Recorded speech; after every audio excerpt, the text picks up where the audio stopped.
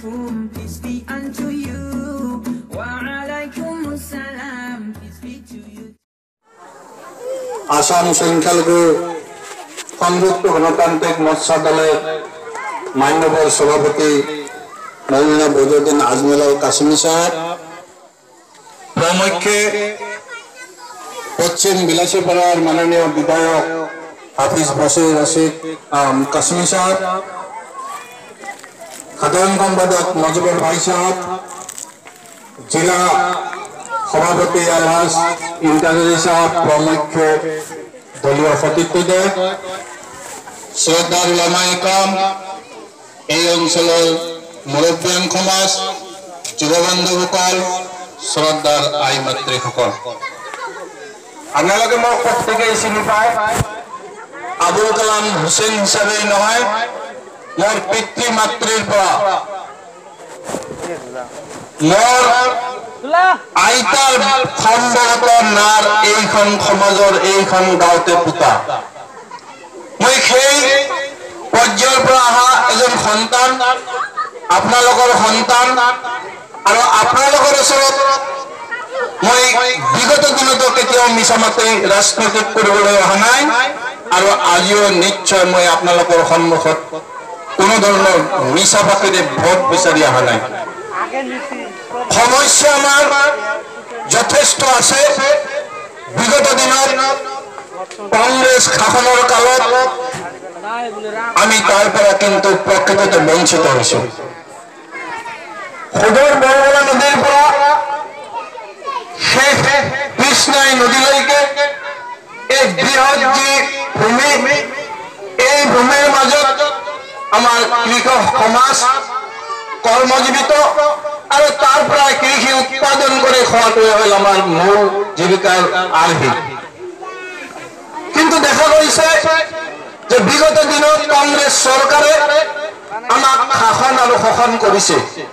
1971 চনৰ খৰাং বতৰৰ পিছৰ পৰাই আমাৰ এই হাবৰাঘাট বিহিৰ ৰাইজৰ আৰ্থিক লাহে লাহে দূৰলৈ আহিছে। মিছা কৈছে নেকি মই? এই যে খৰাং বতৰ আৰু বানপানীয়ে 2004 সুনামি, 2014 সুনামিৰ পিছত বাৰিষা কালত আমাৰ ৰাইজে কৃষক হিচাপে খেতি কৰি আশা কৰিব নোৱাৰে যে মই মোৰ খেতিডৰা বাৰিষা কালৰ যি খেতি, সেই খেতি মোৰ ঘৰত আহিবলৈ নাই। বিকল্প হিচাপে পানী যোগানৰ যদি ব্যৱস্থা থাকিলেহেঁতেন, তেতিয়াহ'লে আমাৰ এই অঞ্চলত এজন মানুহ দুখীয়া নহয়, এজন মানুহক বিচাৰি কোনো বাহিৰত যাব লগা অৱস্থাত নাই। লক্ষ লক্ষ মাটি আমাৰ ইয়াত অধিষ্ঠিত হৈ আছে। মই আপোনালোকক এটা কথাই অনুৰোধ জনাম, এইবাৰৰ কাৰণে প্ৰতিজন ব্যক্তিয়ে হজৰত মৌলানা বদৰুদ্দিন আজমল কাসেমি সাহেবৰ পক্ষত আপোনালোকে আৱাজ দিয়ক। প্ৰতিজন ব্যক্তিত্ব পুনৰজন কংগ্ৰেছী ভাইজনীও আপোনালোকে এই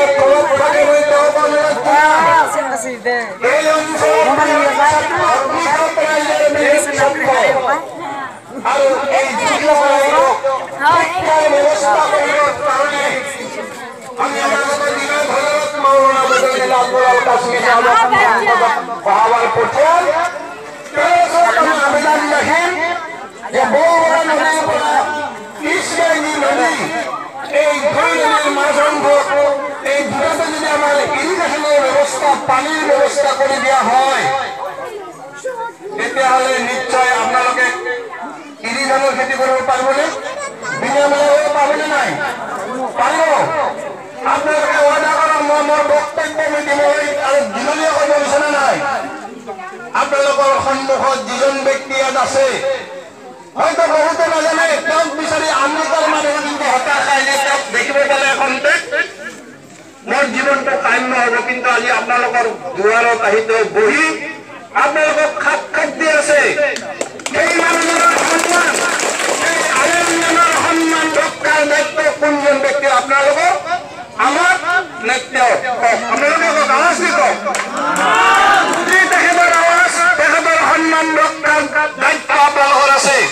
তেতিয়াহ'লে এই ফপঙা গাঁও পঞ্চায়তৰ অন্তৰ্গত হাবৰাঘাট যাৰ যে কোনো আত্মস্বজন কামেৰ কাজে স্কুলে ছাত্ৰছাত্ৰীকে আদি কৰে আই মাতৃ সকলে ঘৰে ঘৰে তেখেতৰ সপক্ষত 23 তাৰিখত যি নিৰ্বাচন এই নিৰ্বাচনৰ সপক্ষে আপোনালোকে কাম কৰি তেওঁৰ সন্মান ৰক্ষাৰ লগে লগে ইছলামক সংজীৱিত কৰিব বুলি আশা ৰাখি মই মোৰ সব বক্তব্যৰ মাধ্যমত যদি কিবা ভুল ত্ৰুটি হৈ থাকে আপোনালোকৰ ওচৰত আপোনালোকৰ সন্তান হিচাপে ক্ষমা বিচাৰি বিদায় মাৰিছোঁ। খোদা হাফেজ, জয় হিন্দ, AIUDF জিন্দাবাদ।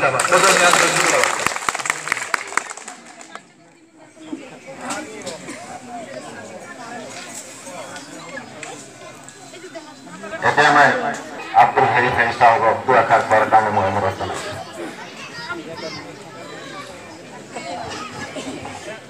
আসসালামু আলাইকুম ওয়া রাহমাতুল্লাহি ওয়া বারাকাতুহু।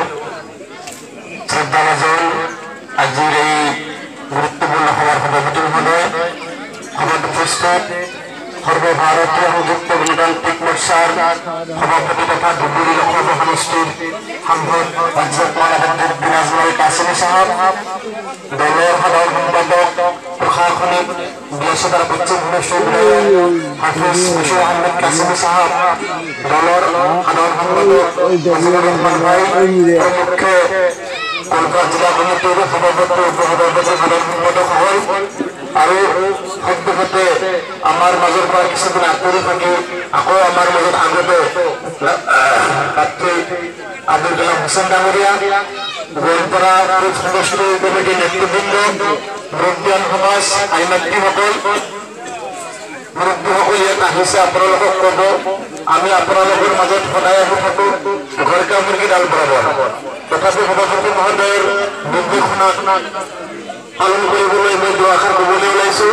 শ্ৰদ্ধাৰ মুৰব্বীয়ান সমাজ বহুতে গৈ থাকে AIUDF দলৰ সভাপতি বা AIUDF দলে আমাক কি দিছে, কম্পাৰিজন মানে তুলনামূলকভাৱে কি দিছে আৰু কি দিয়া নাই। আমি বিগত 13টা বছৰে AIUDF দলত যিখিনি বিনিয়োগ কৰিছোঁ, যিখিনি ইনভেষ্ট কৰিছোঁ তাৰ ৰিটাৰ্ণ আমি পাইছোঁ নাই হিচাপখিনি কৰিব লগা আছে। আৰু ভাৰতবৰ্ষ স্বাধীনতা হোৱাৰ পিছৰ পৰা মাত্ৰ 10 বছৰ AGP অসমত শাসন কৰিছিলে। বাকী গোটেইখিনি সময় এই টাৰ্মত BJPক বাদে গোটেইখিনি সময় কংগ্ৰেছে শাসন কৰিছিলে। তেখেতসকলে কি দিছে আৰু 13 বছৰে UDFত আমি যি বিনিয়োগ কৰিছিলোঁ তাৰ ৰিটাৰ্ণ কি পাইছে এই কথাখিনি চাব লগা আছে।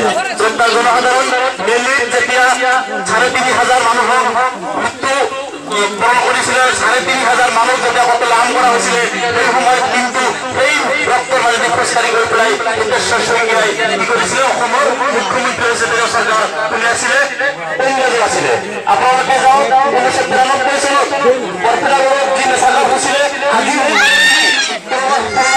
আছে তেতিয়াও কিন্তু কংগ্ৰেছ চৰকাৰ আছিলে। আপোনালোকে যাওক আমি গোৱালপাৰা জিলাবাসীয়ে যেতিয়া পঞ্চায়ত নিৰ্বাচনৰ কাৰণে আন্দোলন কৰিবলৈ আহিছিলোঁ, লক্ষীপুৰত আমাৰ 9জন কৰি মানুহক পুলিচৰ গুলিয়ে হত্যা কৰা হৈছিল, তেতিয়াও কিন্তু চৰকাৰ আছিল, কংগ্ৰেছৰ আছিল। NRC দাবী প্ৰপত্ৰে যিটো আশা আছিল, সেই আশা শুদ্ধ কৰিবৰ কাৰণে বৰপেটাত আমচুলাসকলক যে আন্দোলন কৰা হৈছিলে, সেই গণতান্ত্ৰিক আন্দোলনতো পিছপিনৰ পৰা পুলিচে গুলিয়ে হত্যা কৰিছিল আমাৰ 4জন কৰি নিৰীহ মানুহক, তেতিয়াও কিন্তু চৰকাৰ আছিল, কংগ্ৰেছৰ আছিল। সেইদিনাখন 2012 চনত BTD মেছাগাৰ হৈছিল, প্ৰায় 5 লক্ষ মানুহ ৰেগৰ হৈছিলে, তেতিয়াও কিন্তু চৰকাৰ আছিল, কংগ্ৰেছৰ আছিল। বেছিমাৰীত নৰপাগা উচিত মূল্য বিচাৰি কৃষকসকলে আন্দোলন কৰিছিল, পিছফালৰ পৰা গুলিয়ে হত্যা কৰা হৈছিল, চৰকাৰ আছিল, কংগ্ৰেছৰ আছিল। NRC দাবী আপত্তি NRC সম্পূৰ্ণ কৰাৰ কাৰণে সুপ্ৰিম কোৰ্টে কাক দায়িত্ব দিছিল, কংগ্ৰেছক দিছিলে। তেওঁলোকে সেই সময়সীমা পাৰ কৰি পেলাই 2015 চনত 31 ডিচেম্বৰৰ ভিতৰত NRC সম্পূৰ্ণ কৰিব দিছিলে। তেওঁলোকে NRC কাম সম্পূৰ্ণ নকৰাকৈ সেই বলটো BJPৰ কোৰ্টত দি গৈছিলে। সেই যি আমাৰ ওপৰত যি অপৰাধ, আমাৰ ওপৰত যি অত্যাচাৰ কোনে দি গৈছে, কংগ্ৰেছে দি গৈছে। এনেকেই বিগত তেওঁলোকৰ শাসনকালত আমাক কি দিছে, আমি তেওঁলোকৰ তাতে বিনিয়োগ কৰিছিলো, তাৰ ৰিটাৰ্ণ কিন্তু আমি পাইছো, পদে পদে পাইছো। যোৱা 13 বছৰে AIUDF দলক আমি গোৱালপাৰা জিলাবাসী ধুবুৰী লোকসভা সমষ্টিয়ে ছাপোৰ্ট কৰি আহিছো, বিনিয়োগ কৰিছো, ইনভেষ্ট কৰিছো, তাৰ ৰিটাৰ্ণ কি? First return 48 lakh. আমাৰ মহিলাসকলৰ পঞ্চায়তৰ যি লিংক চাৰ্টিফিকেট গুৱাহাটী হাইকোৰ্টে নাকচ কৰিছিলে, সেই লিংক চাৰ্টিফিকেট সুপ্ৰিম কোৰ্টৰ পৰা ৰূপচান্দ বেগমক জৰিয়তে কেছ কৰি পেলাই সেই লিংক চাৰ্টিফিকেটৰ বৈধতা যদি কোনে আনিছে, হযৰত মাওলানা বিনাজমুল কাছিমি সাহেব আনিছে।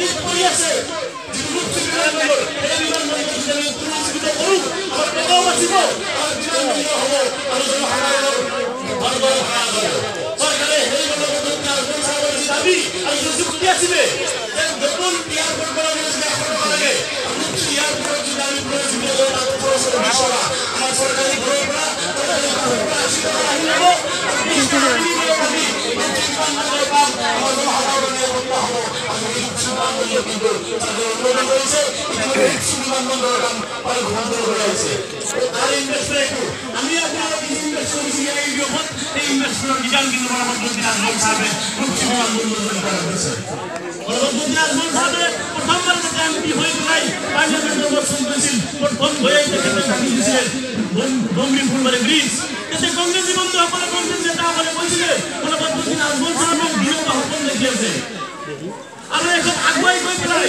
পঞ্চায়ত চৌধুৰী সাহেবে কৈছে যদি কেতিয়াবা ডমৰি ফুলবাৰী ব্ৰিজ হয় মহামন্ত্ৰী আজমল সাহেবৰ দাবীৰ পৰিপ্ৰেক্ষিতত মহামন্ত্ৰী আজমল সাহেবৰ গোলাম হম আজি আপোনালোকৰ সন্মুখত তেখেতক আহ্বান জনাইছোঁ 1 ঘণ্টাৰ কাৰণে হ'লেও তেখেতে মহামন্ত্ৰী আজমল সাহেবৰ গোলামী কৰক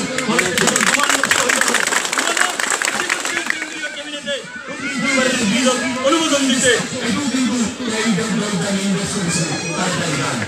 জনসাধাৰণ গম্ভীৰ যিটো আমাৰ জাহাজ ঘাট আছিলে আজি পৰা 35-40 বছৰ আগৰ পৰা জাহাজ ঘাট বন্ধ হৈ আছিলে কোনেও সেই জাহাজ ঘাট খুলিব পৰা নাছিলে মহামন্ত্ৰী আজমল সাহেব গম্ভীৰ যেতিয়া পাৰ্লিয়ামেণ্টত গৈছিলে এই জাহাজ ঘাট আকৌ খুলিছে জাহাজ ঘাট ক'ত যিটো খুলিব হয় ক'ৰবাত জাহাজ সংগ্ৰহ কৰি কি হৈ যায় সেইটো কিমান পাইছোঁ জ্ঞান পাইছোঁ জনসাধাৰণ আমি 13 বছৰ ইনভেষ্ট কৰিছিলোঁ আমি 70 বছৰ ইনভেষ্ট কৰিছিলোঁ 13 বছৰ ইনভেষ্ট কৰি 70 বছৰ ইনভেষ্ট কৰি জনসাধাৰণ মুখ্যসকলে